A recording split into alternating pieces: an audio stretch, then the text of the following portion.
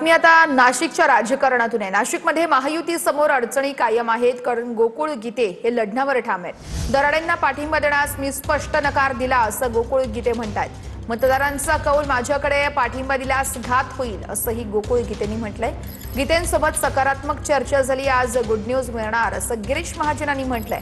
दरम्यान गोकुळ गीतेंशी आजही माझी चर्चा सुरू आहे असं उदय सामंत म्हणतात। गीतेंची माझी भेट झालेली आहे, सविस्तर बोलणं झालेलंही आहे। आता हा निर्णय होईल। निर्णय सकारात्मक आहे का नकारात्मक? सकारात्मक निर्णय होईल। गोकुळ गीते यांनी काही अटी ठेवल्या आहे का? कुठली अटी शर्त? त्याला काय अटी शर्त?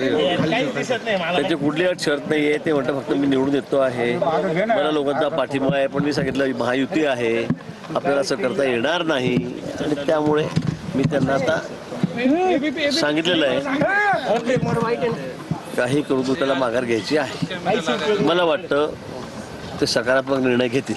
गोकुळ गीते कधीपर्यंत महायुतीच्या उमेदवाराला पाठिंबा देतील? तुम्हाला गुड न्यूज मिळेल।